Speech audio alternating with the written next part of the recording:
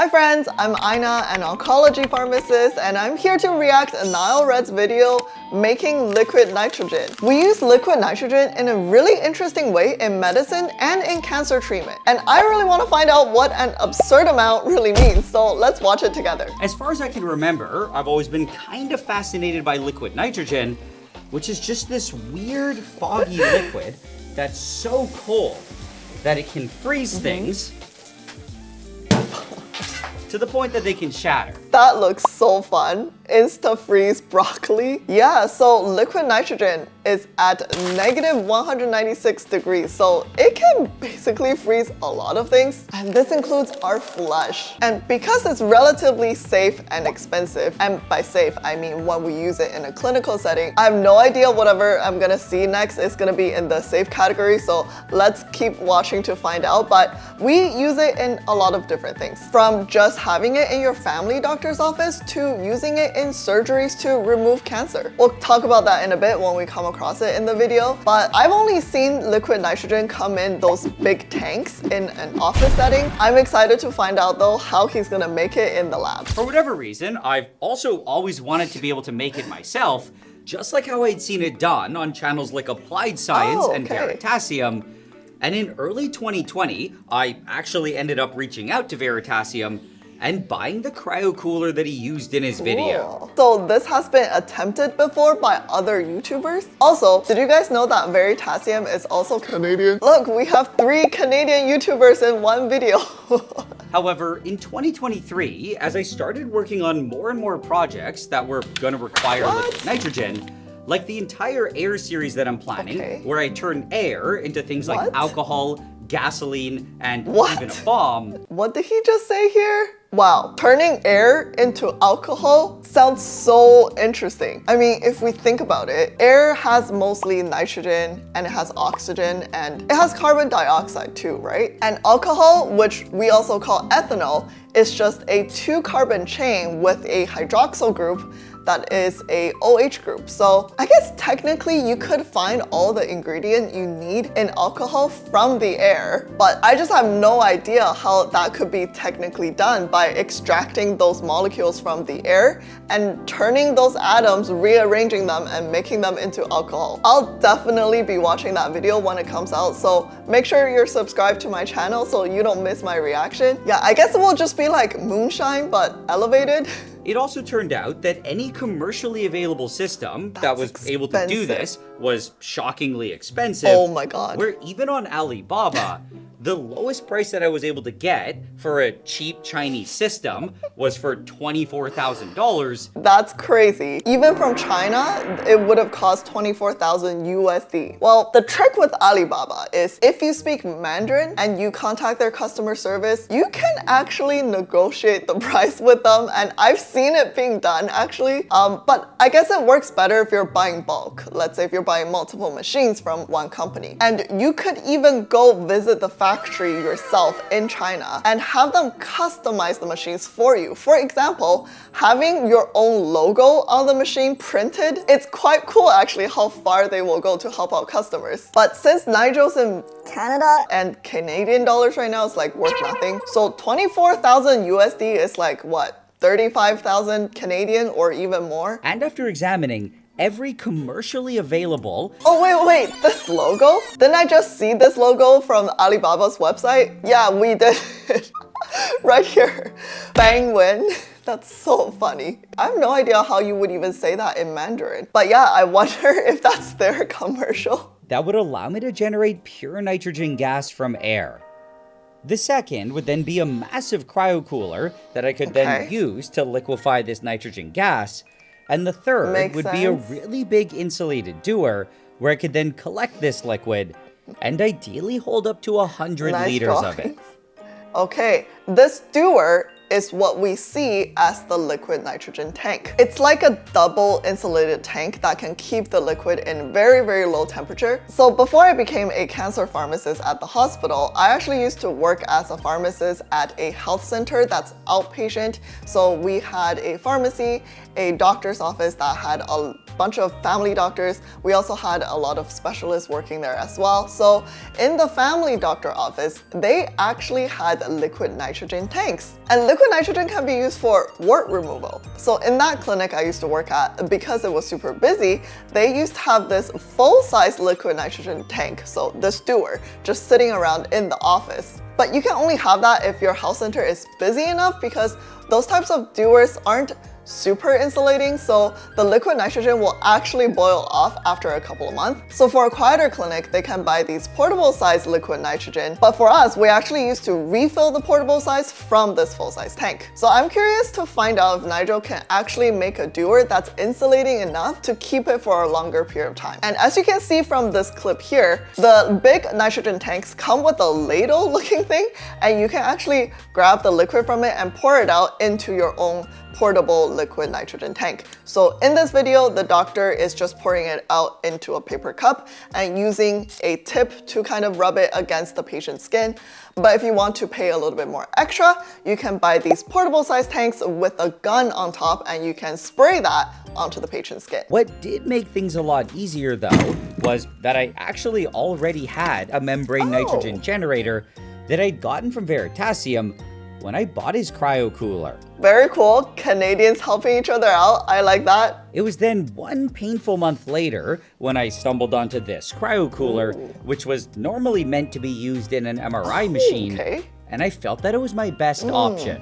I didn't know this before, but apparently MRI machines have to use this cryocooling system to cool their superconducting magnets. So after some basic Googling, it's telling me that it will cool the magnets to ultra low temperatures, up to negative 270 degrees. That's way cooler than liquid nitrogen, which is at negative 196 degrees. So I have a good feeling about this. As an added bonus, it was also theoretically capable of getting cold enough to make liquid helium, which is way colder than liquid nitrogen. And I started getting excited about the idea of using it for a future so liquid close to helium what I just project. said. Liquid helium needs negative 269, and we said that the cryocooler can cool it down to negative 270, so we were just 1 degree off there.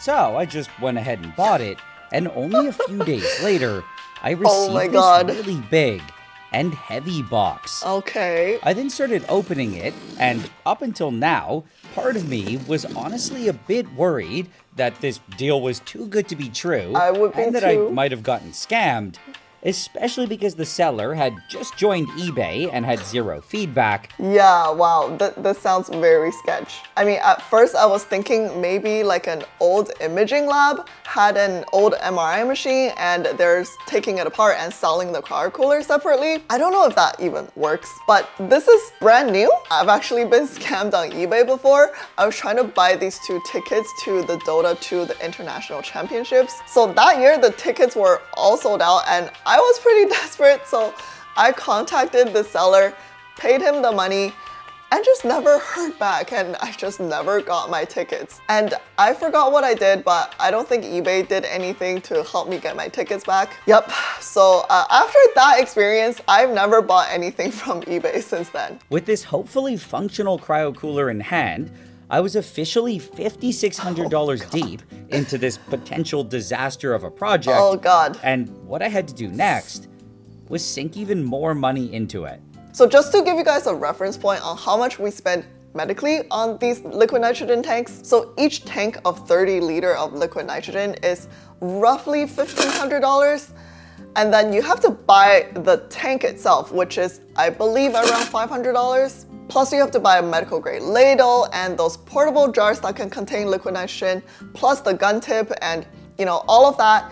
It can actually get pretty expensive if you go through this on a regular basis. Compare that to just $5,600. If you make that on your own and you can use it long term, I think that's a pretty good investment. This was because, just like the cryocooler, it was apparently brand new, and it was at the very reasonable price of only around $1,100, which was extremely cheap for a dewar this big. Wow, all right, this is a good price then, I guess. Well, normally I think liquid nitrogen tanks can only hold about 30 liters in an office setting. And those tanks are, like I said, around $400 to $500. But keep in mind though, these prices that I mentioned are all medical grade. So these are all from medically licensed vendors. If you buy it from other vendors that don't have that particular medical license, I think the prices could even be cheaper. The only downside with this dewar was that it was apparently 30 years old, which really made me worry that it might have some major issues, and the seller provided no guarantees that it would actually work. This meant that just like the cryocooler, there was a decent chance that it was just a complete piece of trash that could end up being a total waste of money. This sounds promising. I have high hopes that this will work. Let's see. It was then a few weeks later when I received this extremely large wooden box, which I quickly cracked open to reveal my beautiful dewar. What? Imagine getting this at your front door. This looks like a piece of furniture. This was because it was a lot of money to spend on something that might not even work. And if I considered all of the other money that I had already spent, this would now put the project at nearly $17,000, which was way more than I ever expected to pay. At the same time though, this was technically still over $7,000 less than the cheapest Chinese system that I was able to find. Let's look at this chart again. Oh, this is from the same company again, Bangwen. Wow, they're getting a lot of mention in this video.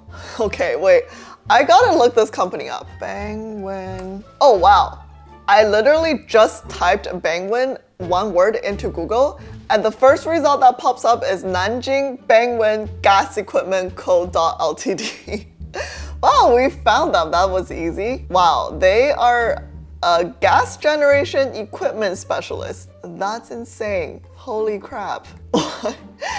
Okay, I'm trying to look for the original Chinese name of this company, and I was trying to change the language to Chinese, but their website doesn't have a Chinese option. That's so weird. You know what I want to see from a NileRed video? I want to see Nigel going to China to visit the factories that he buys all his machines from. That would be so funny. Like, getting a tour directly from the CEO and then explaining how all the machines work or something. This was because every time that I even thought of starting this project, I was almost immediately overwhelmed with anxiety, mostly because I had basically no experience with any of this, but also because I was really afraid of finding out that I had just wasted a ridiculous amount of money on a bunch of non-functional crap. 16,000 USD is like 20,000 Canadian.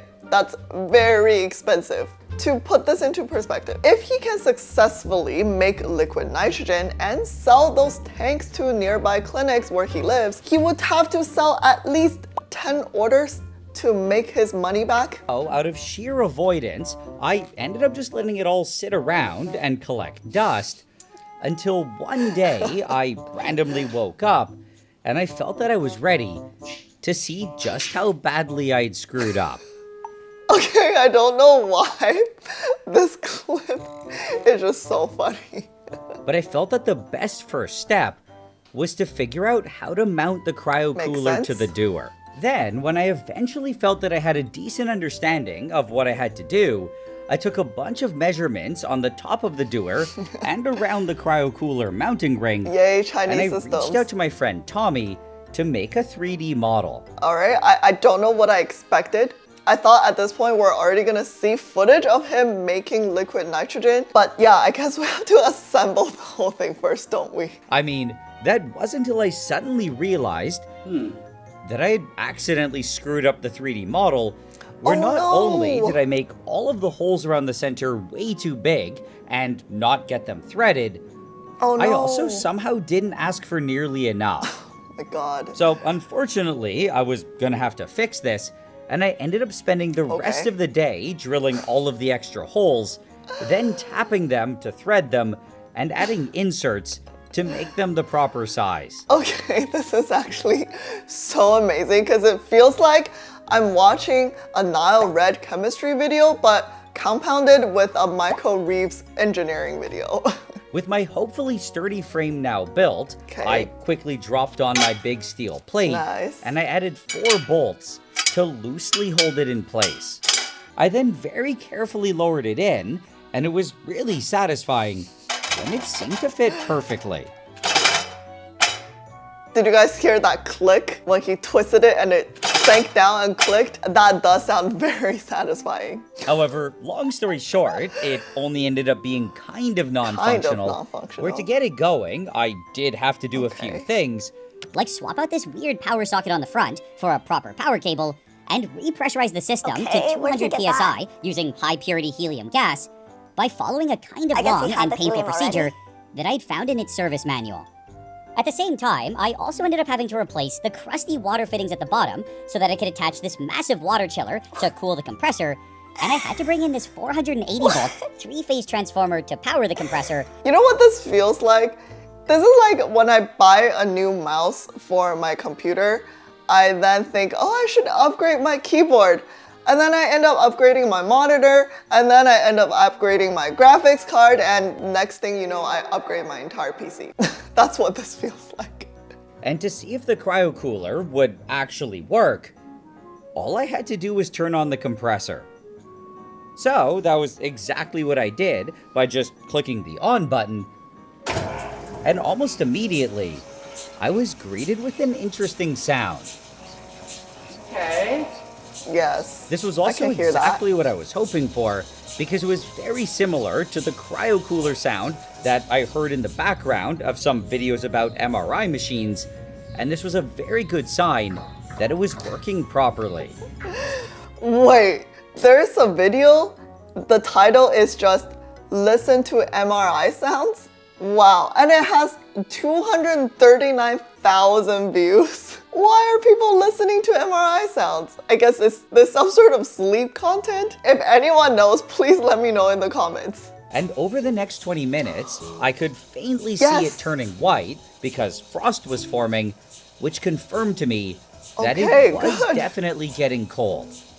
This was then further confirmed when I tried touching it, and just by the sheer pain,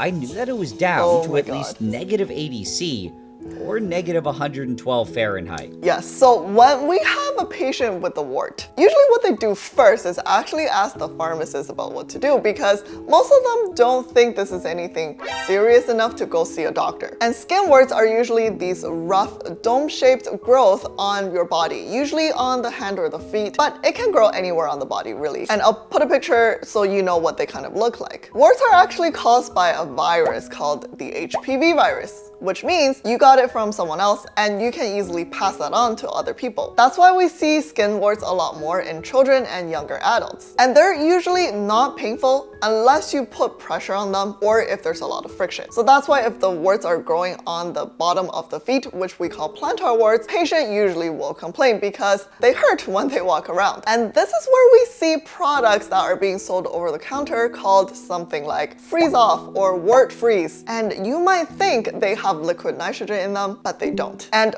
of course, if you now know how liquid nitrogen is made or have to be kept from watching this NileRed video, you know what's required to keep the liquid nitrogen cool. So buying this over-the-counter package, you know there's not going to be liquid nitrogen in it. So what they have instead is something called dimethyl ether and propane. And they market themselves the same way as liquid nitrogen. They say all you gotta do is you open this package, grab this nice looking package container, and you would spray onto the wart area. You want to freeze the wart and the skin around it to try to kill the virus, and you would repeat that every 2 weeks to hopefully kill the virus. However, studies show that using these pre-packaged freeze-off products that doesn't actually contain liquid nitrogen is very unlikely to kill the virus that caused the warts. And that's because it just simply can't produce temperature that's cold enough to cause intracellular ice crystal formation or cause tissue necrosis, which is what we need to kill off the wart. And to get to that stage, you need about negative 40 degrees. So if you go to a pharmacist to ask for advice about wart removal,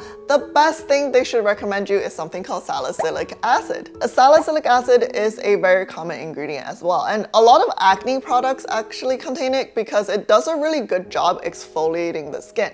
And it's super easy to apply at home. It's really safe and it's painless, unlike liquid nitrogen. So just look at Nigel reacting to touching this negative 80-degree temperature. It is super painful, right? So the one downside to liquid nitrogen is that it can cause a lot of pain. The goal is to create a visibly frozen area of the wart and including the 2mm surrounding area of the skin as well. And you want to see that disappear within 30 to 60 seconds each time. Obviously, if the area you're performing this on is thick with really thick skin, like for example the bottom of your feet, then maybe you won't feel the pain as much. But imagine the wart grows on your finger and your doctor is trying to freeze your finger off, right? So this is not great for children because they will cry. And then the other downside to liquid nitrogen therapy is, of course, you can only do this at the doctor's office. And because you have to do it every 2 to 3 weeks and you have to come back for maybe up to 6 cycles, it is a little bit more cumbersome than trying the salicylic acid at home. I then quickly brought it over to the dewar and I carefully placed it on top. And I screwed it down tightly to seal it. Wow. It was also only at this moment that I realized that I completely forgot to put thread locker on all of the screws in the mounting ring, which was very important to keep everything airtight. So I had to quickly take them all out. Okay, somehow watching him work with this dewar is giving me more anxiety than watching him previously work with the compressor and the cryocooler, because I feel like with the compressor or the cryocooler, unless we're working with an open space, so if anything went wrong, it's an open system. If there was heat created or pressure, at least that can dissipate out into the atmosphere. But right now, we're literally making everything airtight and it's gonna have a lot of pressure and the liquid nitrogen inside is gonna be in this closed system. That just makes me really nervous and I hope everything goes safe. The main part of the system was officially done, and the only thing that I still needed was a nitrogen source, where for that, I had put together this cute little setup. Okay, I think Nigel and I's definition of cute is definitely very different. What I had now should have been a fully functional liquid nitrogen generator, and after spending probably way too much time, money, and effort on putting this all together, I could finally test it out, and I was feeling both excited and nervous. Okay. Yeah, I'm feeling nervous for him because honestly, I know he must be fine because he uploaded this video. I'm just still nervous to see work being done under a high pressure setting. Mostly just really impatient and freaking out for no reason, because it wasn't too long after this that I started seeing the first drops of some beautiful liquid nitrogen. Oh my god! Yes. Oh my god, nice! Yay! Alright, our liquid nitrogen lab is getting into production. There was only one way to find out though, so I just got started with it by first attaching this large insulated extraction hose that I'd gotten on eBay for a really good price. What do you mean? Only $800? $800 for tubing? Oh my goodness. This is almost adding up to Bangwin pricing now, isn't it? But I guess if you just bought it from Bangwin, we're not gonna see this interesting video. But I mean, if you get someone good, like a project manager that can speak Mandarin to negotiate with Bangwin, I'm sure they can offer you a better deal than 24,000 USD. I actually had a bunch of my own homemade liquid nitrogen sitting right in front of me. What also made things even more exciting was that this was only a fraction of what was still in the dewar, and I felt that I had to celebrate this by freezing something.